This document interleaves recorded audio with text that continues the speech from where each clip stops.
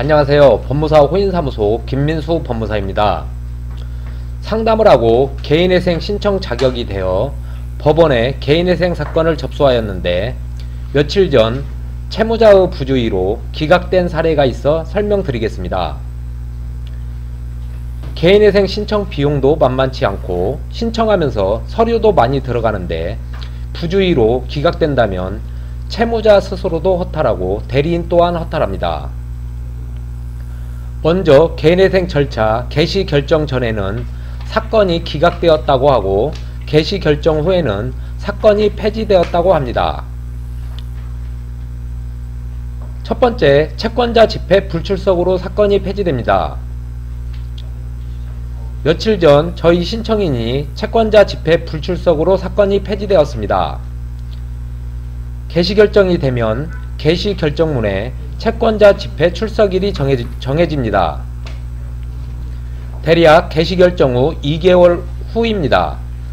개시 결정이 되었으므로 기각이 아닌 폐지 결정됩니다. 채권자 집회는 대리 출석이 불가능하여 채무자가 출석하여야 합니다. 그런데 개시 결정 당시 대리인이 안내를 합니다. 하지만 안내 후 2개월 후에 법원에 출석하므로 이 기일을 착각하여 채무자가 불출석하여 사건이 폐지됩니다. 기일을 착각하여 불출석하는 경우도 있지만 내심은 변제금이 문제되어 출석하지 않는 경우가 있습니다. 뒤에서 설명드리겠습니다.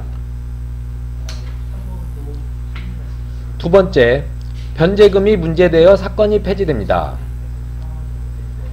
개인회생은 개시 결정이 되어야 변제금을 납부하는 가상계좌가 법원으로부터 나옵니다. 이전에는 미리 납부를 하고 싶어도 납부할 수 없습니다. 문제는 개시 결정되면 그때부터 첫해 납부가 시작되는 것이 아닙니다. 개인회생 신청서 접수일로부터 90일 후가 첫해 납부일로 정해집니다. 현 12월에 신청서를 접수하면 2020년 3월이 첫해 변제 기간이 됩니다. 그러나 3월에 개시 결정이 되면 다행이지만 6월에 개시 결정되면 3, 4, 5, 6월분의 변제금을 한 번에 일괄 납부하여야 합니다. 신청서가 작성되면 대리인은 변제 기간이 특정되기 때문에 안내를 합니다. 그런데 채무자는 변제금을 모아놓지 않고 다 소비해 버리는 경우가 있습니다. 개시 결정은 대부분 4, 5개월 후 되지만 복잡한 사건은 8개월까지도 소요됩니다. 변제금을 모아놓지 않아 납부할 수 없으니 채권자 집회에도 불출석하는 경우가 있습니다. 세 번째, 보정 권고를 이행하지 못해서 사건이 기각됩니다. 개인회생 신청서가 법원에 접수되면 법원은 보정 권고를 하여 재산조사, 수입조사 등을 합니다. 이 보정서가 법원에 제출되어야 개시 결정이 됩니다. 보정 권고에는 보정 기간이 정해져 있습니다. 기간 안에 제출되지 않으면 사건이 기각됩니다.